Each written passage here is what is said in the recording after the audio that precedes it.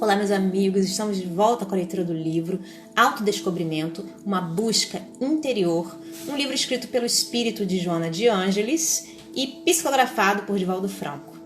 E aí a gente vai falar sobre consciência e sofrimento. Como é que o sofrimento pode ajudar a gente a evoluir, né? Como é que ele pode ajudar a nossa vida? Como é que sofrer ajuda? Sofrer é uma coisa boa? Bom, o desabrochar da consciência é um trabalho lento e contínuo que constitui o desafio do progresso, do processo da evolução. Inscrevendo no seu âmago a lei de Deus, desenvolve-se de dentro para fora a esforço da vontade concentrada como meta essencial da vida. Da mesma forma que para atingir a finalidade, a semente deve morrer para libertar o vegetal que lhe dorme em latência, a consciência rompe a obscuridade na qual se encontra, ou seja, a inconsciência, para conseguir a plenitude, a potencialidade do si espiritual a que se destina. Nesse desenvolvimento inevitável, que se dá durante a existência física nas várias etapas reencarnacionistas, o sofrimento apresenta-se como meio natural da ocorrência evolutiva, constituindo o processos de maturação e de libertação do espírito, o ser imortal. Enquanto esse fenômeno não ocorrer, o indivíduo permanecerá mergulhado em um estado de consciência coletiva amorfa, perdido no emaranhado dos instintos primitivos, das paixões primárias, em nível de sono sem sonhos, sem autoidentificação, sem conhecimento da sua realidade espiritual. Para que possa refletir a luz, a gema preciosa experimenta a lapidação, que a princípio lhe arrebenta a aspereza, facultando-lhe a liberação da ganga até o âmago, onde jaz toda a pureza e esplendor. Em face à sensibilidade de que é constituído, o ser humano também experimenta a purificação mediante a dor, que gera os sofrimentos psicológicos, físicos e morais que o propelem ao aceleramento do esforço de sublimação, na qual conseguirá a planificação. Diante da ignorância da necessidade de evoluir, ou seja, um estágio de adormecimento da consciência, o sofrimento se lhe apresenta agressivo e brutal, gerando revolta e alucinação. À medida que aprimora a sensibilidade, ele se faz profundo, sutil, fomentador de crescimento e transformação interior. Mergulhado na sombra da desidentificação de si mesmo, o ser, aquele embrutecido, não sabe eleger as aspirações éticas e estéticas para a felicidade, perturbando-se na contínua busca do atendimento às necessidades fisiológicas ou às sensações, em detrimento das emoções psicológicas que o capacitam para a conquista do belo, do nobre e do bom. O despertar da consciência, saindo da obscuridade, do amálgama do coletivo para a individuação, é acompanhado pelo sofrimento, qual parto que proporciona o desabrochar da vida, porém sob o guante ainda inevitável da dor. Nesse mecanismo da evolução, cada ato gera um efeito equivalente que interage em novos cometimentos de que ninguém se pode eximir. Por ser parte do grupo social no qual se movimenta e se desenvolve, influencia-o, querendo ou não, e com este produzindo um envolvimento coletivo que responde pelo seu estacionamento ou progresso, conforme favorável ou perturbador seja o conteúdo da sua atividade. Como efeito, temos os sofrimentos sociais dos grupamentos humanos que transitam na mesma faixa de aspirações e interesses. A reencarnação é lei da vida, impositiva, inevitável, recurso de superior qualidade para o desenvolvimento do espírito, esse arquiteto de si mesmo e do seu destino. Dispondo da livre opção ou do livre-arbítrio, ele trabalha em favor da rápida ou lenta ascensão conforme o comportamento a que se entrega. Como luz nos refólhos da consciência adormecida, o que deve ou não fazer, cabe-lhe aplicar com correção dos impulsos que o propelem ao avanço de acordo com o que deve ou não realizar, de forma a conseguir a harmonia, ou seja, a ausência de culpa. Toda vez que se equivoca ou propositadamente erra, repete a experiência até corrigi-la.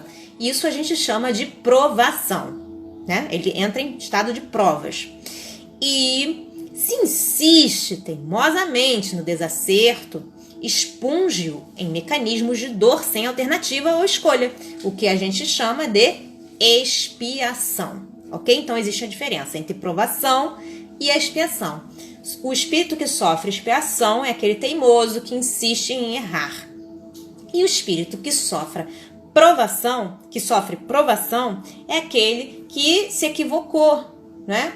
Ou errou de propósito e até repete o erro para poder repete a experiência para poder corrigi-la. Ele erra de propósito para saber por que ele está errando. Ele tem uma certa consciência. Então, um é um estágio de provação e o outro está no estágio de expiação.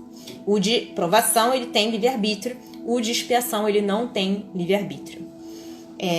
O sofrimento estrutura-se, portanto, nos painéis da consciência, conforme o nível ou patamar de lucidez em que se expressa.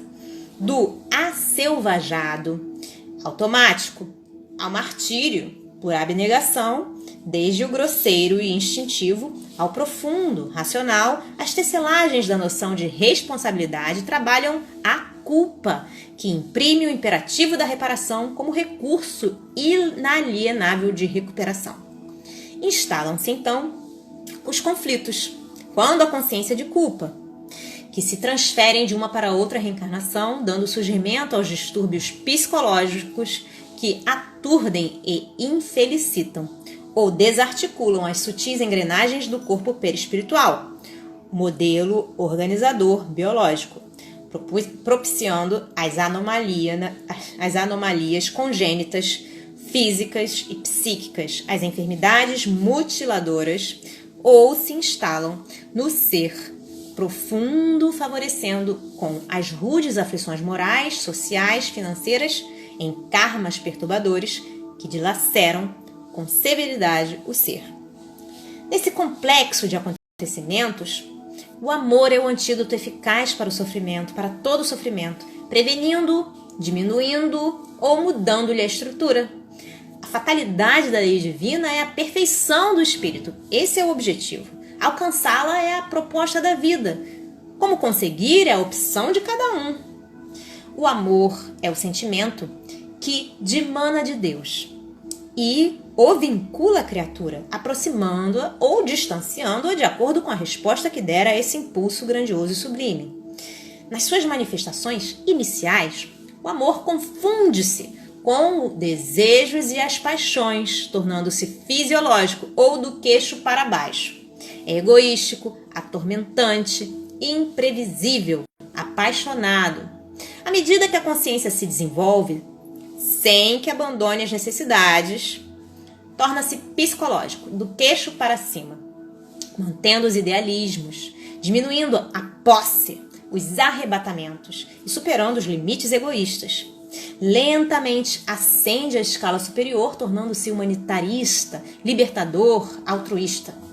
Graças à sua ingerência nas ações, o que favorece o progresso, constitui-lhe recurso para alterar as paisagens kármicas do espírito, modificando os painéis dos sofrimentos futuros, prevenindo-os, diminuindo-os ou liberando-os, conforme a intensidade de sua atuação.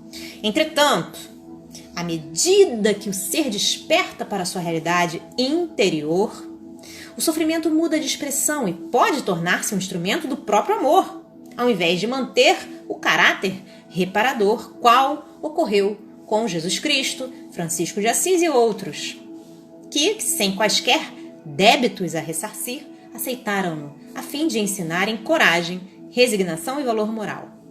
Uma atitude mental afável, amorosa, é a melhor receita para o sofrimento, porquanto reharmoniza a energia espiritual que vitaliza o corpo e desconecta as engrenagens das doenças, que nelas se instalam como efeito dos distúrbios da consciência de culpa defluente dos atos pretéritos.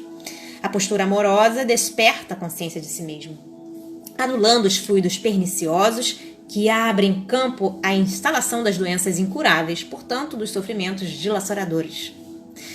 A energia gerada por uma consciência em paz, favorável ao desdobramento do sentimento de amor profundo, é responsável pela liberação do sofrimento.